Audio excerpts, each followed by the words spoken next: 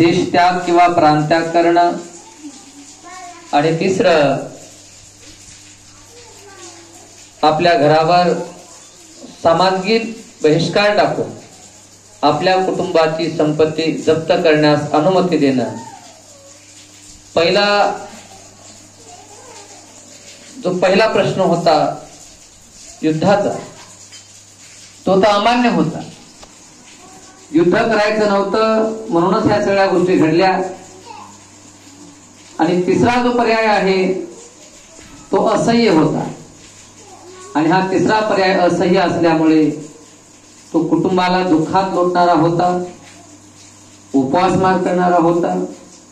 पण यामध्ये दोष हा घरच्यांचा नसून तो दोष एकट्या सिद्धार्थाचा असल्यामुळे त्याने ती सजा, तो दंड स्वतःवरून घेतला आणि देशत्याग किंवा प्रांत्याग करण्याचं ठरवलं.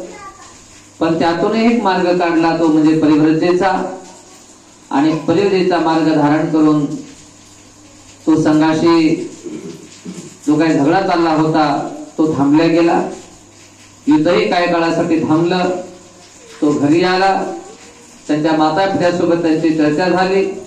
आई वडील त्यांना त्या ठिकाणी विनवू लागले, आम्हाला सोबत घेऊन चल, तू कसं काय जाणार, आम्ही काय करणार या संपत्तीत, असं म्हणू लागले. आणि शेवटी त्यांनाही त्यांनी स्तब्ध केलं. शेवटी तो यशोधरेकडे आला. यशोधरेला म्हणाला, सर्व घटना त्यांना सांगितली. आणि यशोधरेने आपल्यातला जो शूरपणा आहे, आपल्यातलं जे मनोधैर्य आहे ते त्या ठिकाणी त्यांना ठामपणे दाखवून दिलं.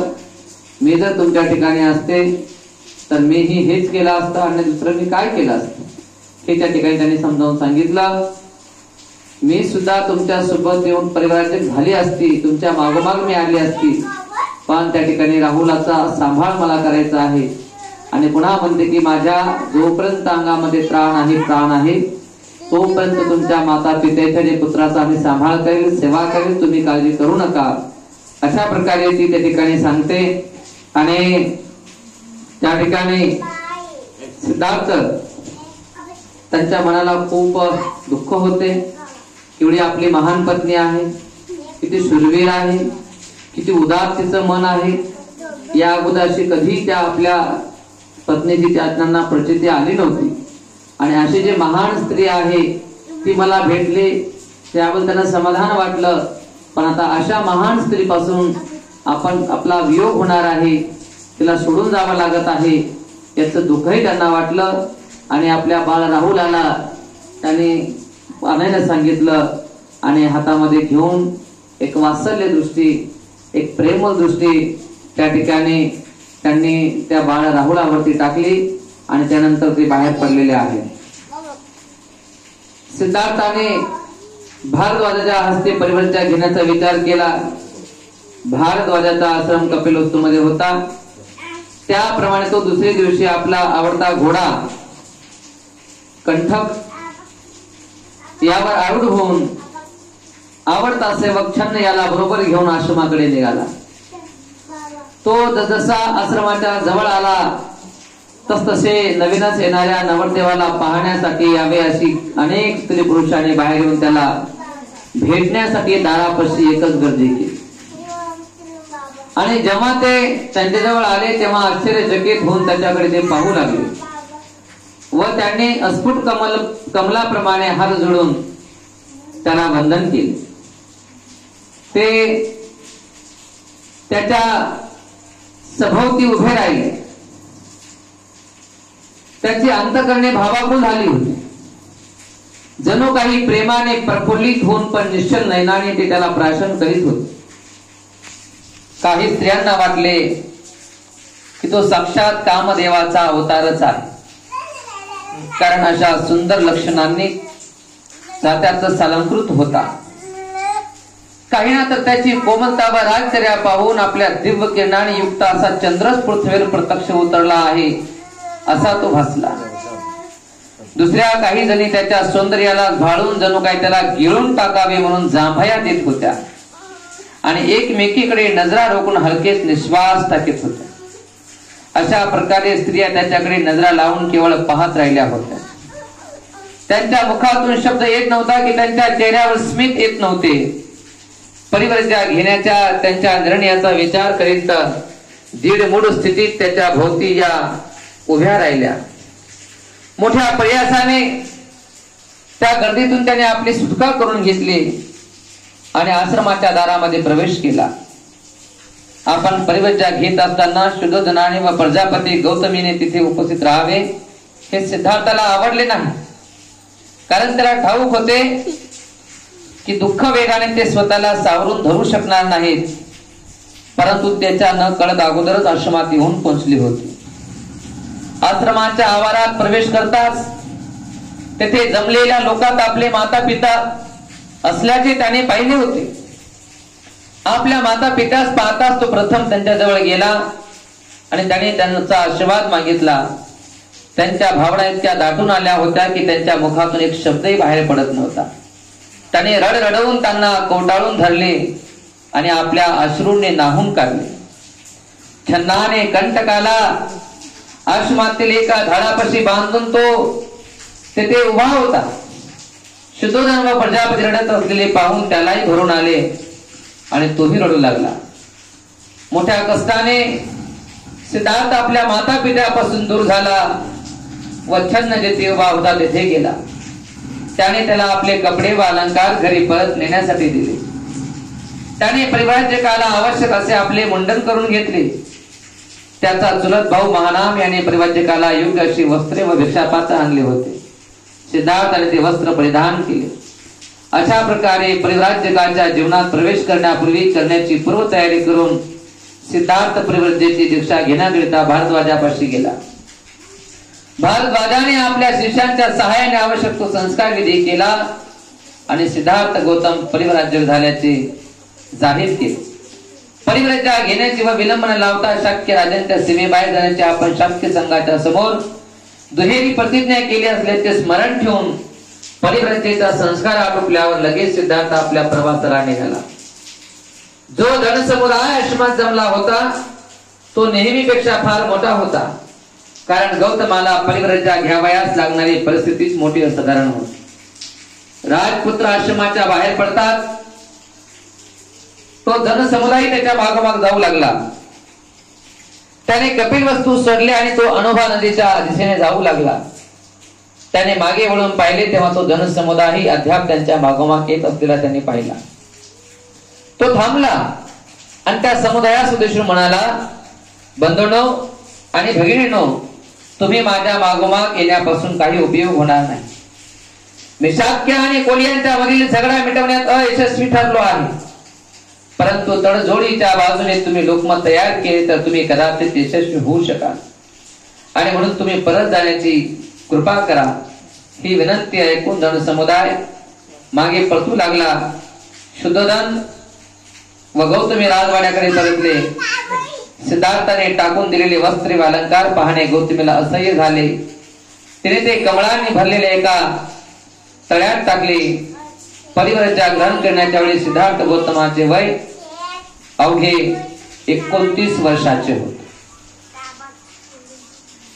कमिटमेंट केल्याप्रमाणे सिद्धार्थ गौतमाने ग्रहत्याग केला. तो घरातून बाहेर पडला. जेव्हा तो आपल्या राजवाड्यातून आपल्या कंठ घोड्यावरती बसून भारद्वाजाच्या आश्रमाकडे जात होता तेव्हा एखाद्या नवीन नवरदेवाला पाहावं कसा तो आहे आणि त्या पद्धतीने हे संपूर्ण लोक त्याला पाहण्यासाठी त्यांनी नगरामध्ये गर्दी केली. अनेक स्त्रियांनी त्यांना पहिल्यांदाच पाहिलं होतं. अगदी जवळून पाहण्याचा योग त्यांना पहिल्यांदा आला.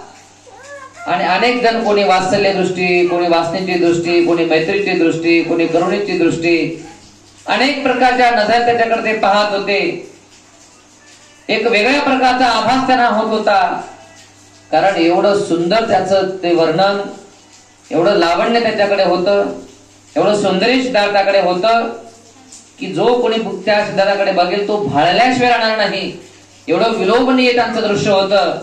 आणि मग ते अशा प्रकारे लोक त्याला पाहू लागले. प्रचंड लोकांनी गर्दी केली. त्या गर्दीतून कशी बशी वाट करता करता करता तो त्या ठिकाणी भारद्वाजाच्या आश्रमाजवळ आला. त्यांना वाटलं की बाबा आपल्या माता पित्यानं आपण परिव्राजक होताना जवळ राहू नये, परंतु सिद्धार्थ गौतम तिथे जायच्या अगोदरच माता पिता अगोदर गेले होते. ते अगोदर जाऊन पोहोचले होते आणि सिद्धार्थाला दिसलं की आपले माता पिता इथं उपस्थित आहे. तो त्यांच्या जवळ गेला, त्याने आशीर्वाद मागितले, पण त्यांना एक शब्दही फुटत नव्हता. ते दोघेही सिद्धार्थ गौतमाला कवटाळून त्यांनी धरलं आणि ढसाढसा त्या ठिकाणी रडत होते. एक शब्दही त्यांना फुटत नव्हता. अश्रूंनी त्या सिद्धार्थाला त्या दोघांनी मिळून नावून काढलं. जो छन्न आहे, त्यांचा सारथी आहे, मित्र आहे, त्याने कंठकाला एका झाडाला बांधलं होतं. इकडे प्रजापती रडत आहे, तिकडे सुधन रडत आहे. हे पाहून त्यांनाही भरून आलं. तो पुन्हा त्या ठिकाणी छन्नाजवळ गेला. आपल्या अंगावर जे राजाचे जे काही वस्त्र असतात, अलंकार असतात, महागडे वस्त्र असतात, ते अलंकार, ते वस्त्र त्याने काढले, त्या छन्नाजवळ त्या ठिकाणी दिले की घराकडे घेऊन जा म्हणून. आवश्यक तो विधी करण्यासाठी जे लागणारे कपडे आहेत, त्यांचा जो चुलत भाऊ आहे महानाम, याने भिक्षापात्र, जे काही लागणारे संन्यासाला कपडे आहेत, ते कपडे त्या ठिकाणी दिले. आणि अशा प्रकारे तो भारराजाजवळ गेलेला आहे. परिव्राजा त्याला नियमानुसार दिली आणि तो परिव्राजक झाला असं त्या ठिकाणी जाहीर करण्यात आलं. आता कमिटमेंट केली होती शाक्य लोकांसोबत, दुहेरी, एक तर संन्यास घेईल आणि घेतल्याबरोबर देशाची सेवा सोडून जाईल. दोन प्रकारे कमिटमेंट. केवळ संन्यासी व्हायची कमिटमेंट नव्हती, तर संन्यासी तर व्हायचंच, पण देश सोडून जायचा. संन्यासी होऊन आपल्याच गावात नाही राहायचं, त्या गावात सोडून जायचं. तर अशा प्रकारे दोन्ही त्यांनी कमिटमेंट, त्यांच्या मनावर फार परिणाम होता, त्यांचं स्मरण होतं आणि म्हणून त्यांनी ताबडतोब तो प्रवासाला निघाला. पण त्या ठिकाणी जेव्हा तो प्रवासाला निघाला तेव्हा त्या आश्रमामध्ये कपिलवस्तू मधले जेवढे लोक त्याला सोडायला आले होते, ते सगळे लोक, हे संपूर्ण गर्दी सिद्धार्थाच्या मागोमाग जाऊ लागली. सिद्धार्थ पुढं आणि सगळे जण त्यांच्या मागे जाऊ लागले. कपिलवस्तू सोडले सिद्धार्थानं आणि पुढे हनुमान नावाची नदी होती, त्या नदीच्या दिशेनं सिद्धार्थ जाऊ लागला. पण त्याने जेव्हा मागे वळून पाहिलं तर हा हजारो लोकांचा जनसमुदाय सिद्धार्थाच्या मागे जात आहे. आणि हे पाहून सिद्धार्थ थांबला आणि थांबल्यानंतर त्या ठिकाणी त्याने लोकांना सांगितलं, बाबा रे, तुम्ही माझ्या किती जरी असे मागे आले तरी त्याचा काही परिणाम होणार नाही. शाक्य आणि कोल्ह्यामध्ये जे भांडण त्या ठिकाणी झालं, ते भांडण प्रेमाने आपुलकीने मिटवण्यामध्ये मी अयशस्वी झालो आहे. त्यामध्ये मला यश मिळालं नाही. पण तुम्ही लोकांनी जर सगळ्यांनी मिळून जर तडजोड केली, तुम्ही सगळ्या लोकांनी मिळून जर एकमत केलं, तुम्ही लोकमत जर तयार केलं, मी अयशस्वी झालो, पण तुम्ही मात्र यशस्वी होऊ शकता. आणि म्हणून तुम्ही माझ्या मागे येऊन काही मिळणार नाही तुम्हाला. तर तुम्ही पाठीमागे परत गेलं पाहिजे आणि तुमचं लोकमत तुम्ही तयार केलं पाहिजे आणि युद्धाच्या विरुद्ध असं तुम्ही त्या ठिकाणी डंका पुकारली पाहिजे, असं त्या ठिकाणी त्याने सर्व जनसमुदायाला त्या ठिकाणी ओरडून सांगितलं, ठासून सांगितलं की माझ्या मागे तुम्हाला काय मिळणार नाही, तुम्हाला तिथे जाऊन काम करावं लागणार आहे.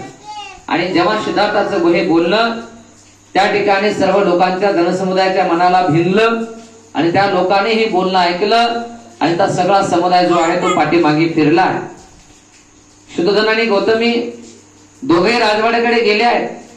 जे वस्त्र सिद्धार्थाने अंगावरचे काढून टाकले होते, त्या वस्त्राकडे पाहून त्यांना फार आणखी दुःख झाला आणि मग त्यांनी ते वस्त्र घेतले आणि त्या कमळाने भरलेल्या तळ्यामध्ये त्या सिद्धार्थाचे ते वस्त्र टाकून दिले. जेव्हा सिद्धार्थ गौतमाने अशा प्रकारे संन्यास घेतला, परिव्राजा धारण केली, त्यावेळी सिद्धार्थ गौतमाचं वय 29 फक्त वर्षाचं होत. 16व्या वर्षी लग्न झालं, 20व्या वर्षी सभासद झाला, 8 वर्ष सभासद झाला 9व्या वर्षी झगडा झाला आणि एकूण अशा प्रकारे 29व्या वर्षी त्यांनी ग्रहत्याग केला. हे त्यांच्याबद्दल तुम्हाला माहित असणं अत्यंत आवश्यक आहे. लोक त्याची आठवण करून त्याची प्रशंसा करून म्हणत, अरे हाच तो श्रेष्ठ कुलोत्पन्न शाक्य, थोर माता पित्यांच्या पोटी जन्मलेला, विपुल धनसंपन्न व नव यौवनशाली, बुद्धीने व शरीराने सुसंपन्न असून राजविलासामध्ये वाढलेला, पृथ्वीवर शांती नांदावी म्हणून लोक कल्याणासाठी तो स्वकीयाशी लढला. सिद्धार्थ गौतम जेव्हा गडदार सोडलं तो लोक त्यांचं आठवण करत होते की काय पुरुष होता, किती सौंदर्य त्याच्याकडे होतं, किती शालीनता होती, किती बुद्धिमत्ता होती, तू किती विद्वान होता, तू किती बलाढ्य होता. परंतु या पृथ्वीवर शांती नांदावी, कोणीही कुणाचा जीव घेऊ नये, कुणीही कुणाला दुःख देऊ नये, कुणीही कुणाला वैर निर्माण करू नये, कुणी कुणाचा शत्रू होऊ नये, कुणी कुणाला लुबाडू नये, कुणी कुणाची हत्या करू नये, कुणी कुणावर अन्याय करू नये, ही भावना आपल्या मनामध्ये ठेवून या पृथ्वीवरती शांती नांदावी. आणि म्हणून तो फक्त स्वकीयाशीच लढला, परकीयाशी नाही, दुसऱ्यासोबत नाही. आजही बघा हीच परिस्थिती आहे. आम्हाला जर पुढे जायचं असेल तर दुसऱ्यासोबत आम्हाला झगडण्याची गरज नाही, आम्हाला आमच्यासोबत झगडावं लागतं. ही या देशातली पूर्वीपासूनची अवस्था आहे. आमच्या देशावरती आज जे आक्रमण होत आहेत किंवा आज आमचा देश जो पोखरून जातोय, तर परकीयाच्या आक्रमणामुळे नाही, पण आमचे जे भावबंध जे आहेत, आमच्यातले जे लोक आहेत, ते विषमतावादानं जगतात, जातीवादानं जगतात, विषमतेची पायमुळे ठिकाणी भक्कम करण्याचा प्रयत्न करतात. याचमुळे आमचा देश आज त्या ठिकाणी पोखरून जातोय. आणि म्हणून हा जो सिद्धार्थ गौतम आहे तो लढला, पण परकीयाशी नाही, तो आपल्या स्वकीयाशी लढलेला आहे. आपल्या भावासोबत, सारखे हे आपलेच भाऊ आहे, आपलेच वंश आहे, आपलीच खानदान आहे, आपल्याच गावातले, आपल्या देशाचे लोक आहेत. त्या आपल्याच लोकांसोबत केवळ पृथ्वीवर शांती सुख नांदावं म्हणून तो त्याकडे लढला. असं म्हणून लोक त्याला आठवण करत होते, स्मरण करत होते. तो असा युवक होता की ज्याने स्वकीयांच्या बहुमतापुढे आपले शिर झुकवलेच नाही, पण स्वेच्छेने त्याने शिक्षा घेण्याचे पत्करले. त्या शिक्षेचा अर्थ ऐश्वर्याऐवजी दारिद्र्य, सुख समृद्धीऐवजी भिक्षापात्र, ग्रहसौख्याऐवजी ग्रहीण स्थिती असा होता. आणि अशा तऱ्हेने जात आहे की त्याची काळजी वाहणारे जगात कोणी नाही, आणि जगात स्वतःची म्हणून मानता येईल अशी कोणती वस्तू त्याने सोबत त्या ठिकाणी घेतली नव्हती. बघा, आपल्या सर्व लोकांचं बहुमत केलं होतं, सर्व शाक्याने बहुमत केलं होतं, पण सिद्धार्थ गौतम बहुमतापुढे त्या ठिकाणी झुकला नाही, तो नमला नाही, त्याने मान खाली घातली नाही. त्याच्या उलट स्वतःच्या इच्छेने त्याने त्या ठिकाणी दंड भोगण्याचं ठरवलं, शिक्षा भोगण्याचं पत्करलं. आणि शिक्षा ही कशी होती, काय शिक्षा आहे? ऐश्वर्याऐवजी दारिद्र्य. काय ऐश्वर्य होतं? 3 ऋतूचे 3 महाल, उन्हाळ्याचा, हिवाळ्याचा, पावसाळ्याचा, काय ते उद्यान, काय ते सेवा करणारे लोक, काय ते पंचपक्वान, काय ते सुख, किती विलोभनीय ते सगळं सुख. आणि अशा प्रकारचे ऐश्वर्य आहे. आता त्याच्याकडे दारिद्र्य असणार आहे. आता ना हिवाळ्याचा महाल, आता ना उन्हाळ्याचा महाल, आता ना पावसाळ्याचा महाल, आता आकाश पितान धरणी माता, अशी अवस्था आहे. ग्रह सौख्याऐवजी ग्रहीण अशी स्थिती. पहिले तो घरादारामध्ये राहत होता, आपल्या कुटुंबाचं सुख त्याला म्हणत होतं, पण आता मात्र तो ग्रहत्यागी बनणारा आहे.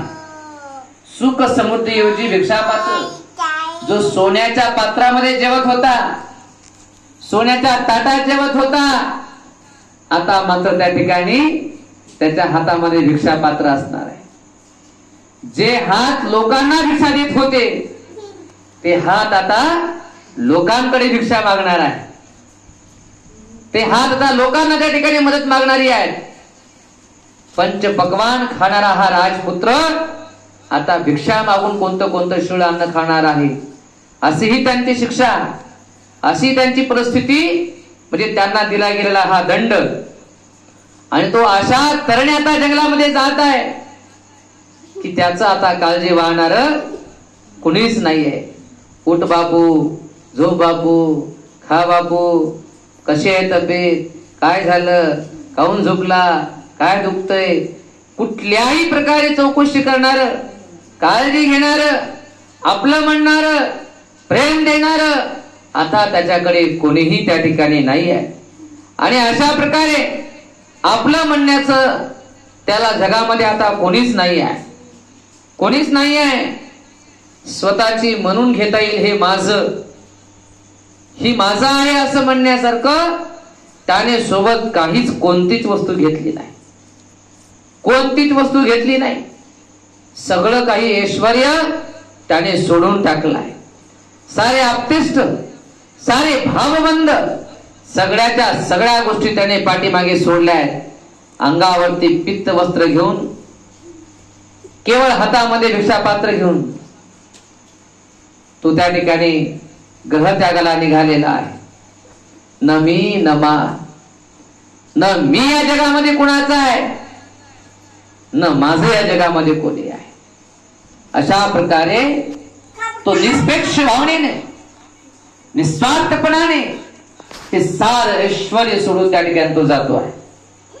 त्याच्याकडे मी म्हणण्यासारखी आणि माझं म्हणण्यासारखी कोणती वस्तू त्याने सोबत घेतली नाही. आणि हा त्याचा स्वेच्छेने केलेला महान असा त्याग, हे त्याचे शौर्याचे व धैर्याचे कृत्य आहे. जगाच्या इतिहासामध्ये त्याला त्या ठिकाणी तुलना नाही. त्याला शक्य मुनी अथवा शक्य सिंह असेच म्हणावे लागेल. शक्य कुमारी किसा गौतमीचे म्हणणे किती यथार्थ होते की सिद्धार्थ गौतमाच्या संबंधितीने म्हटले होते, धन्य त्याची माता, धन्य त्याचा पिता, ज्यांनी अशा पुत्राला जन्म दिला, धन्य ती पत्नी जिला अशा प्रकारचा पती लाभला. असा पुत्र आपल्या पोटी जन्माला यायला, अशा प्रकारचा पती मिळायला त्याला सुद्धा फार भाग्य आणि पुण्य लाभतं. आणि ते धन्य माता पिता आहेत की ज्याने अशा महान थोर पुरुषाला जन्म दिला की तो अशा प्रकारे या विश्वामध्ये सुख शांती नांदावे, समृद्धी नांदावे म्हणून तो आप्त स्वर्गाशी लढून त्या ठिकाणी तो ग्रहत्यागी बांधलेला आहे. कंटकाला घेऊन छन्नाने घरी परतले पाहिजे होते, पण त्याने परत जाण्याचे नाकारले. त्याने राजपुत्राला कंटकासह अनुभा नदीच्या तीरापर्यंत तरी पोहोचविण्याचा आग्रह धरला. छन्नाचा आग्रह इतका होता की त्याच्या इच्छेपुढे गौतमाला माघार घ्यावी लागली. घोडा कंठक आणि सारथी छन्न हे दोघे त्याच्यासोबत जाऊ लागले. आता सगळं गाव परतलं होतं. आता सिद्धार्थला वाटलं की छन्नानेही परत गेलं पाहिजे, पण छन्न हा लहानपणाचा मित्र होता. त्याने मला बा कमीत कमी अंदमान नदीच्या तीरापर्यंत तरी सोबत सोडायला मला येऊ दे. ते नको म्हणत होता, पण इतका आग्रह छन्न करत होता की सिद्धार्थला माघार घ्यावी लागली. शेवटी ते सर्वजण अंदमान नदीच्या तीरापर्यंत येऊन पोहोचले. तेव्हा छन्नाकडे वळून गौतम त्या छन्नाला म्हणाला, मित्रा, माझ्या पाठोपाठ येण्याने तुझी माझ्यावरील जी भक्ती आहे ती भक्ती या ठिकाणी स्पष्ट झाली आहे. आणि तुझ्या स्वामी भक्तीने तू माझं हृदय या ठिकाणी जिंकलेलं आहेस. तुला कोणतेही बक्षीस देण्यासाठी मी जरी आज असमर्थ असलो तरी माझ्याविषयीच्या तुझ्या उदात्त भावनांनी मला आज या ठिकाणी माझ्या मनाला संतोष प्राप्त झालेला आहे, असं त्या ठिकाणी हा सिद्धार्थाला म्हणतो. पुन्हा म्हणतो की ज्यांच्याकडून आपल्याला लाभ होणार नाही त्याच्याबद्दल आपुलकी कोण दाखवणार नाही, पण दैव फिरले की आपली वाटणारी माणसे देखील नेहमी परक्यासारखी वागतात. या शब्दामध्ये इतकी ताकद आहे ना, ज्याला समजेल त्याला समजेल. जर कुणाकडून जर काही आपल्याला मिळणार असेल तर आपण त्याला किती गोड बोलतील, त्याच्या किती हृदयामध्ये जाऊन घुसतील, आपण त्याची किती विश्वासू आहोत, आपली मैत्री किती घट्ट आहे, आपण किती एकमेकाचे विश्वास आहोत, हे कितीतरी त्या ठिकाणी दाखवून देते की ज्याच्याकडून काही आपल्याला फायदा होणार आहे, काही मिळणार आहे, अशा लोकांसोबत आपण राहतो आणि त्यासाठी वाटते ते आपण करतो. परंतु दैव फिरलं की आपली वाटणारी माणसं सुद्धा आपल्यासोबत परक्यासारखी वागतात. जेव्हा आपल्याकडे काही नसतं ना, तेव्हा कोणी आपल्याला विचारत नाही. बाबनदादा म्हणतात, पोळी होती मधाची मला जोवरी, लाख लटकून होते मोहळापरी, संपता अर्क सारे पळू लागले, तेव्हा जीवन मला हे कळू लागले. जोपर्यंत मला मोहळाची पोळी होती, सगळे लाख जर मला लटकून होते, पण आज माझ्याकडला संपट बंद संपलाय, एक माशी तिथं नाही, सगळे सोडून गेले. तर तशी अवस्था आहे म्हणतात सिद्धार्थ. त्या छन्नाला म्हणतात की जेव्हा माझ्याकडे काही होतं तर अनेक लोक माझ्याकडे होते, पण आज माझ्याकडे काही देण्यासाठी नसताना सुद्धा छन्ना तू आज माझ्या पाठोपाठ येतोय. तो मित्रच होता, त्याचे भाऊ बंद बाकी सर्वजण त्याला सोडून गेले, पण छन्न मात्र त्या ठिकाणी त्यांच्या सोबतीलाच होता. कंठक आणि छन्न हे दोघे त्यांच्या सोबत जात होते आणि या गोष्टीमुळे त्या ठिकाणी सिद्धार्थाचं मन ओथंबून गेलं की तुझ्या या मैत्रीने, तुझ्या या आपुलकीच्या भावाने, तुझ्या या स्वामी भक्तीने तू माझं या ठिकाणी हृदय जिंकलं म्हणतास. अरे जेव्हा माणसाकडे वेळ फिरते ना, तेव्हा आपलेच भाऊ आपल्या सोबत वाईट प्रीतीने वागतात, गलत व्यवहार करतात. आपलेच भाऊ करतात घात, तुझ्या पाठी झालो बा आम्ही अनाथ, असे एक कवन आहे की आपलेच भाऊ मग आपल्या सोबत त्यांच्या स्वप्नाच्या आडवं गेलं, आपण त्यांच्या गोष्टी पूर्ण करू शकलो नाही की ते आपल्या आडवे जातात आणि आपलेच भाऊ मग आपल्याला खतम करतात. अशी परिस्थिती आज आपण पाहतो. पण या ठिकाणी मात्र हा छन्न सिद्धार्थाकडून काहीच मिळणार नाही, त्यानं सगळं काही सोडलेलं आहे, त्याच्याकडे देण्यासाठी काही नाही, पण तरी सुद्धा तो त्यांच्या मागोमाग जाते आहे. काय म्हणतात बघा सिद्धार्थाला पुन्हा, कुटुंब पोषणासाठी पुत्राला लहानाचे मोठे केले जाते, पित्याचा सन्मान पुत्र करतो तो त्याच्या भावी पोषणासाठी, जग आशेसाठी माया करते, काही एक हेतूशिवाय स्वार्थ निरपेक्षता असू शकत नाही. आज जरी आपल्याला वाटत असलं की मायबाप लेकरावर प्रेम करतात, किंवा तुम्हाला उद्या वाटत असेल की हे लेकरं माझ्यावर प्रेम करतात, पण हे सगळं ढोंग आहे म्हणतात बुद्ध. कारण काहीतरी याच्या पाठीमागे आशा असते. जेव्हा मायबाप लेकरांना घडवतात, त्यांना सांभाळ करतात, तेव्हा मायापणा वाटत असते की हे लेकरं आमच्या म्हातारपणाची काठी बनतील, आम्हाला हे चांगलं सांभाळतील, अशी इच्छा त्यांच्या मनामध्ये असते. आणि जेव्हा लेकरं जेव्हा मायबापाची सेवा करतात, तेव्हा बापाकडून काहीतरी मिळकत आम्हाला मिळेल, त्यांची संपत्ती आमच्या नावावरती होईल, त्यांचा पैसा आम्हाला मिळेल, त्यांचं धन आम्हाला मिळेल, अशा प्रकारची आसक्ती धनाची त्यांच्या मनामध्ये असते. आणि म्हणून त्या ठिकाणी त्या लोभापायी, त्या मोहापायी त्या ठिकाणी लोक त्या ठिकाणी एकमेकांची सेवा करतात. बुद्ध म्हणतात त्याला की जग आशेसाठी माया करते. कोणी पण माया करते तर त्याच्या पाठीमागे काहीतरी हेतू असतो. हिंगोलीमध्ये एक तपाशी नावाची आई आहे, सरांना माहित असेल, रेणुकाबाई तपाशी, सगळ्यात जुने आमचे उपासक आहे. जवळपास तिचं वय आता 97-98 वय असेल, आणखी ती टणटण आहे. तर तिचे घरचे जे मुलं आहेत तिला एवढं सांभाळतात, तिला कुठं जाऊ देत नाही, तिला बिमार पडू देत नाहीत, तिला काहीच होऊ देत नाहीत. मी म्हणलं आईला, आई तुमचं लय भारे भाऊ ना, तुमचे नातवंड पतवंड तुमची सगळी मस्त सेवा करतात. कायचं म्हणे भंतेजी 35,000 पगार आहे म्हणे मले, 10 एकर शेत आहे म्हणे, नवऱ्याची पगार आहे म्हणे, माझी पगार आहे म्हणे, जवळपास 40,000 मला भेटतात म्हणे, आणि मला काय म्हणे आता तिला दातही नाही, काही नाही, काही नाही, ती आपली गिराते म्हणे, मला काही झालं तर यांचे 35,000 म्हणे बुडतील, म्हणून म्हणे मला हे सांभाळतात म्हणे भंतेजी. सगळा पिकमा भेटतो, शेती माझ्या नावावर आणखी वाटते नाही म्हणे, मी नावावर कोण दिली नाही म्हणे, नवरा मेला तरी मयात नावावर आहे म्हणे शेती. आणि म्हणे रेल्वेमध्ये होते ते मिस्टर, 35,000 म्हणे पेन्शन मला म्हणते, आणि त्या पेन्शन मुळे मला सांभाळत म्हणे, नाही तर माझं नरड कधी दाबलं असतं म्हणे यांना, काला मला म्हणे त्या ठिकाणी. म्हणे भंतेजी मला कुठं जाऊ देत नाही, काही होऊ देत नाहीत म्हणे, जरास काय झालं की म्हणे भंतेजी मी त्यांच्यासाठी सोन्याची कोंबडी आहे म्हणे, आणि म्हणून ते मला सांभाळतात.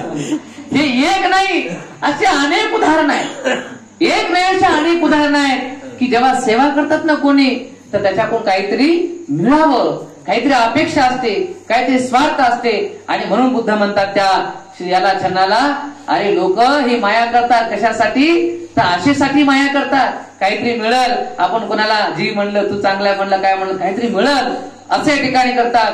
हेतू शिवाय स्वार्थ निरपेक्षता असूच शकत नाही, काही ना काही हेतू माणसाकडे असतो. तेव्हा सिद्धार्थ त्याला म्हणतात, अरे तू जे केला अपवाद आहेस की तू कोणत्याही स्वार्थाविना माझ्या मागोमाग येत आहे.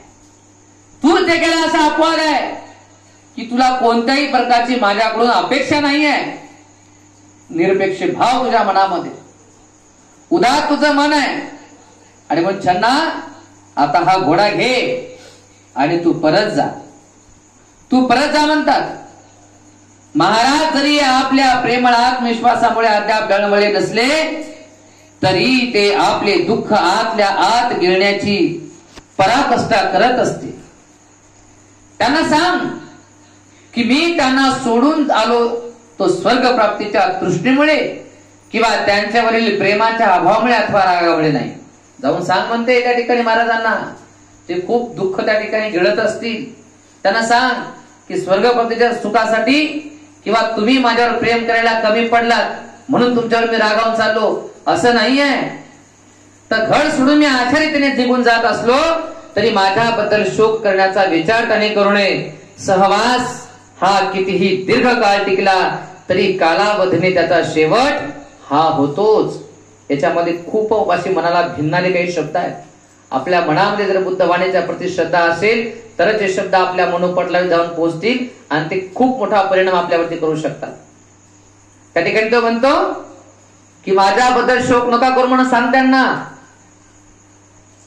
आपण किती जरी दिवस एकमेकांसोबत राहू लागलो, जगू लागलो, राहू लागलो, पण एक ना एक दिवस असा येणार आहे की त्याचा शेवट होणार आहे.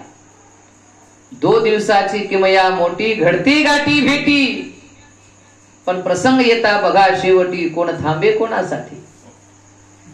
मानव जन्म एकदाच हो, नाही कुणाचा कोणी. त्याची वेळ आली तो निघून जातो. आणि म्हणून कोणी किती जरी एकमेकांसोबत राहू लागलं पण एक दिवस ती तरी ताटाफूट होते. एक दिवस तरी आपल्या प्रियजनांना आपल्या सोडून जावत लागणार आहे. आणि जर वियोग अटळ आहे तर स्वजनापासून दुरावण्याचे अनेक प्रसंग वारंवार कसे येणार नाही. वियोग हा अटळ आहे. एक ना एक दिवस एकमेकाला आपण सोडून जाणार आहोत. ही गोष्ट पुन्हा बुद्ध म्हणतात, ही गोष्ट माणसाने कायम डोक्यामध्ये ठेवली पाहिजे की तुम्ही कोणावर कितीही प्रेम करा आणि तुमच्यावर कोणी कितीही प्रेम करो, पण ज्याला ज्याला आपण आपलं प्रिय म्हणतो किंवा जो जो आपल्याला प्रिय म्हणतो ती प्रिय व्यक्ती एक दिवस आपल्याला सोडून जाणार आहे. जरी ती व्यक्ती जरी आपल्याला सोडून नाही गेली तर आपण त्या व्यक्तीला सोडून जाणार आहोत. आणि हे दुःखच आहे. प्रिय ही विपयोगो दुःखो, प्रिय व्यक्तीचा वियोग होणं हे अटळ आहे. आणि अशा प्रकारे प्रिय व्यक्तीचा वियोग होणं जर अटळ असेल तर मग असे वारंवार जीवनामध्ये त्या ठिकाणी प्रसंग काय येणार नाही. अरे माणसाच्या मरणासमयी, बघा मी हे वाक्य अगदी 12 वर्षापासून पाठ करून ठेवलेलं आहे की माणसाच्या मरणसमयी त्यांच्या संपत्तीचा निसंशय वारसा हक्क सांगणारे लोक असतात, परंतु त्याच्या सद्गुणाचे वारस जगात सापडणे कठीण असतात, किंबहुना ते नसतात.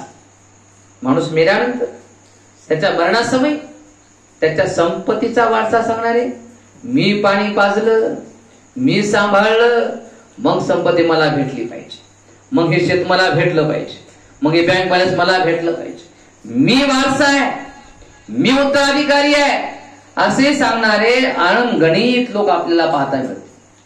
परंतु माणसाकडे जे सद्गुण असतात त्या सद्गुणाचा वारसा सांगणारे लोक जगामध्ये सापडणं कठीण असतं, किंबहुना ते नसतातच. महाराजांची माझ्या पिताजीची सेवा शुश्रूषा होणे अगत्याचे आहे. महाराज म्हणतील की मी अवेळी निघून गेलो, पण कर्तव्यासाठी कधीच अयोग्य वेळ नसते. कर्तव्य हे म्हातारपणामध्येच करावं असं नाही, तारुण्यामध्येच करावं असं नाही, आणि कधी अमुक वेळी करावं असं नाही. आपलं कर्तव्य आपण कधीही त्या ठिकाणी करू शकतो. यावेळी गेला, अशा वेळी सोडून गेला, तशा वेळी सोडून गेला, अशी कोणतीही वेळ नसते. अशी तशी कोणी कोणाला कधी कसं कुठेही सोडून जाऊ शकते, आणि जे काही आपलं कर्तव्य कधी कोणी कुठं कसंही पार करू शकते, त्याला वेळ काळ नसतो. ह्या आणि अशा शब्दामध्ये मित्रा महाराजांना जाऊन सांग, जेणेकरून ते माझी आठवणही करणार नाहीत. असाच तू प्रयत्न करीत राहा, असं तो या ठिकाणी छन्नाला सांगतोय. आणि होय, माझ्या मातेलाही पुन्हा पुन्हा सांग की तिच्या वात्सल्य प्रेमाला मी कितीतरी अपात्र आहे. ती फार थोर स्त्री आहे, तिची थोरवी शब्दाने सांगता येण्यासारखी नाही आहे. हे शब्द ऐकून शोकाकुल झालेला छन्न हात जोडून भावना तरीकेने कंठ दाटून उतरला. स्वामी, चिखलाने भरलेल्या नदीच्या पात्रात हत्ती जसा रुतून बसावा, तशी तू तुझ्या आप्तांना ज्या मानसिक वेदना देत आहेस ते पाहून माझ्या मनाची स्थिती होत आहे. हत्ती रुतल्यानंतर तो कसा तळमळतो, कसा तडफडतो, तशी अवस्था माझ्या मनाची झाली म्हणतो. तुझ्या आपल्या अशा प्रकारे जे आई वडील बहीण भाऊ ज्या या सर्वांना जे तू वेदना देत आहेस, तुझ्यासारखा निग्रह पाहून एखाद्याचे अंतकरण लोखंडासारखे कठीण असले तरी कोणाच्या डोळ्यात अश्रू आल्याशिवाय राहणार नाही.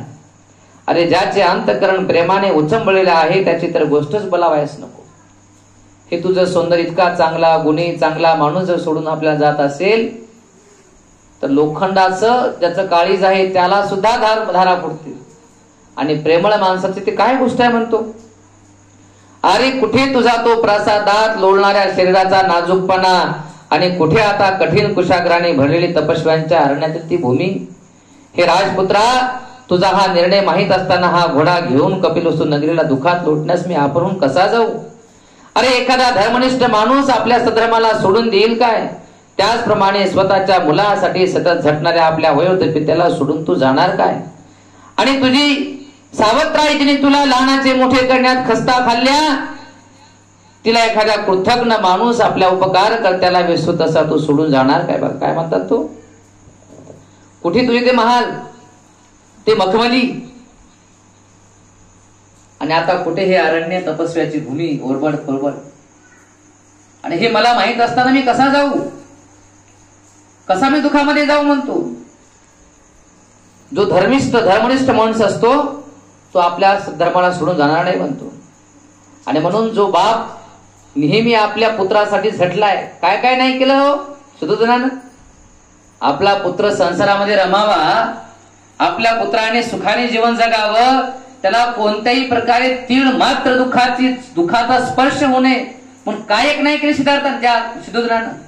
मग ज्या पित्याने आपल्या पुत्राला सुखात ठेवण्यासाठी एवढं सगळं काही सतत झटत राहिला, काही ना काही तो करत राहिला, प्रामाणिकपणे प्रयत्न करत राहिला, अशा म्हाताऱ्या झालेल्या बापाला एखादा थोर माणूस सोडून जाईल का.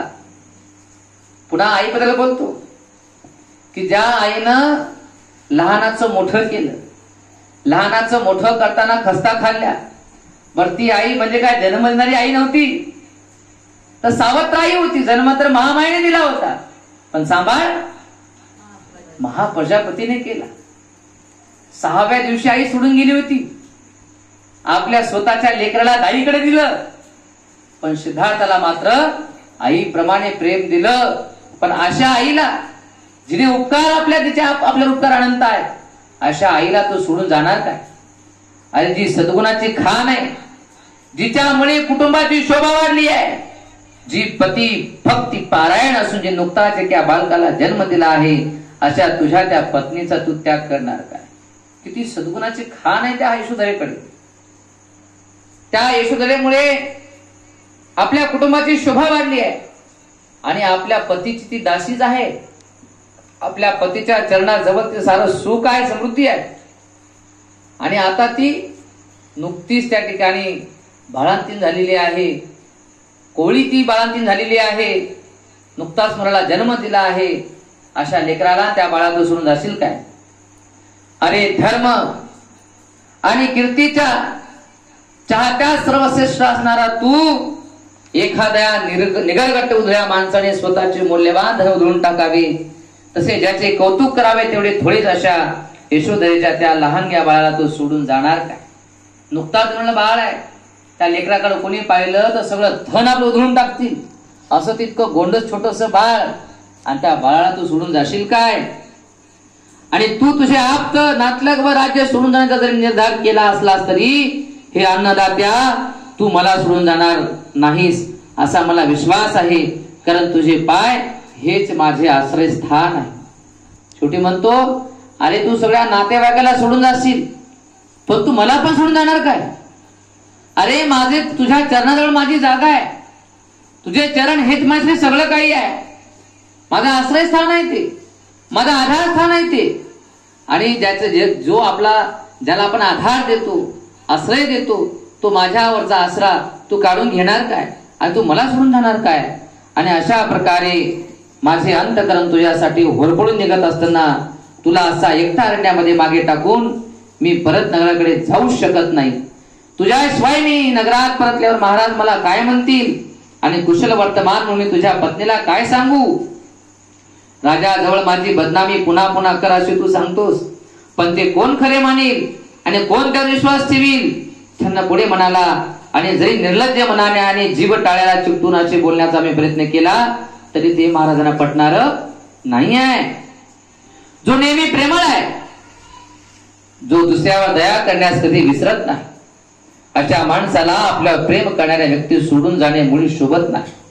म्हणून मागे फिर आणि माझ्यावर दया कर म्हणतो. बघा की जी प्रेमळ माणसं असतात ना, जी दुसऱ्यावर दया करायला कधी विसरत नाही, अनंत दया, अनंत करुणा, अनंत मैत्री, अनंत उपेक्षा, हे सद्गुण ज्या माणसाकडे असतात तर ही माणसं कधीच कुणाला सोडून जात नाहीत. आपल्यावर प्रेम करणाऱ्या माणसाला ती त्यांना शोभत नाही. आणि म्हणून म्हणतो की तू माझ्यावर दया कर, माझ्यावर करुणा कर आणि मागे फिर, माझ्यावर दया कर म्हणतो. दुःखाकुल छन्नाचे ते शब्द ऐकून अगदी हळवारपणे सिद्धार्थ गौतमाने म्हटले, छन्ना माझ्या वियोगाचे दुःख सोडून दे. अनेक जन्मांच्या फेऱ्यात सापडलेल्या प्राण्याच्या बाबतीत बदल हा अटळ आहे. प्रेमामुळे मी माझ्या आप्तनातलगांना सोडले नाही तरी मृत्यू आम्हाला अगतिकपणे एकमेकास सोडण्यास भाग पाडले. मी काय म्हणतो बघा, मी जे माझ्या आप्तनातलगाला सोडलं ते प्रेमामुळे नाही सोडलं. आणि किती जरी केलं तर एक दिवस मृत्यू हे आपल्या सगळ्यांना अलग करणार आहे. तुम्ही कितीही प्रेम करा एकमेकावर, ते एकमेकाला सोडून जाणार आहे. अनेक जन्मामध्ये सापडलेल्या या प्राण्याच्या बाबतीत हा विचार कर म्हणतात. आणि हे वियोगाचं दुःख सोडून दे. वियोग म्हणजे एकमेकापासून दूर जाणे. काय म्हणतो ग, ती माझी आई जिने मला अनंत वेदना सोसून आपल्या उदरी जन्म दिला, तिच्या बाबतीत मी कुठे आहे आणि माझ्या बाबतीत ती आता कुठे आहे? हे तर बाकी सोडा म्हणतो. पण जिने मला 10 महिने पोटामध्ये ठेवलं आणि अनंत वेदना सहन करून जन्माला घातलं, ती आई आता माझ्यासाठी कुठे आहे आणि मी तरी तिच्यासाठी कुठे आहे? कुठे आहे जिने मला जन्माला घातलं, मला जन्म दिला वेदना सहन करून? वियोग हा अटळ आहे. तिच्यासाठी मी नाही आणि माझ्यासाठी ती नाही आहे. अरे पक्षी जसे आपापल्या निवड असलेल्या झाडावर एकत्रित येऊन बसतात आणि नंतर एकमेकापासून दूर जातात, तसे प्राणी मात्रांच्या सहवासाचा शेवट न चुकता वियोगातच त्या ठिकाणी होत असतो.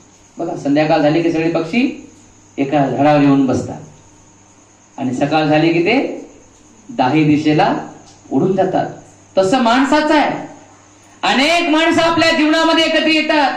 भाऊ बहीण माय बाप आजी आजोबा चुलते काका नानी मित्र मैत्रिणी अनेक लोक आपल्या जवळ येतात. आणि अशी एक वेळ येते की सगळे एकमेकापासून दूर जातात. ढग जसे जवळ जवळ येतात आणि पुन्हा दूर दूर जातात, तसाच मी प्राणी मात्रांचा सहवास व वियोग मानतो. अनेक ढग पावसाळ्यामध्ये बघायला सोबत येतात आणि पुन्हा सगळं पांढरं फकट पडून जाते. तर अशा प्रकारे एकत्रित येतात आणि पुन्हा ते निघून जातात. तर याप्रमाणेच मी हा मनुष्य मात्राचा सहवास आहे की आपण एका ठिकाणी येतो, एकत्रित येतो, काही काळ काही वेळ राहतो आणि पुन्हा एकमेकांना सोडून निघून जातो. म्हणून सुरुवातीला म्हटलं मी 2 दिवसाची किमया मोठी घडती गाठी भेटी, पण प्रसंग येता बघा शेवटी कोण थांबे कोणासाठी. मानव जन्म एकदाच हो नाही कोणाचा कोणी. आणि अशा प्रकारे हा प्रिय लोकांचा वियोग हा अटळ आहे असे मी मानतो. हे उत्तर त्यांचं निरंतर पुढे चालू आहे. पुढे आणखी काय सिद्धार्थ त्या छंदाला म्हणतात ते आपण उर्वरित उत्तर उद्याला पाहूया. म्हणा साधू साधू साधू साधू. प्रतिज्ञापन करूया, प्रतिज्ञापन करूया. जीवसृष्टी आहे असीम, जीवसृष्टी आहे असीम. ती भवसागर पार नेण्याची, ती भवसागर पार नेण्याची. प्रतिज्ञापन करूया, प्रतिज्ञापन करूया. आपणात दोष संख्य, आपणास दोष असंख्य. ते संपूर्ण नष्ट करण्याची, ती संपूर्ण नष्ट करण्याची. प्रतिज्ञापन करूया, प्रतिज्ञापन करूया. आहे सत्य अनंत, आहे सत्य अनंत. ती पूर्ण कलण्याची, पूर्ण करण्याची. प्रतिज्ञापन करूया, करूया. भगवान बुद्धांचा तुल्य मार्ग, भगवान बुद्धाचा तुल्य मार्ग. तो संपूर्ण साध्य करण्याची, संपूर्ण साध्य करण्याची. शरणत आहे.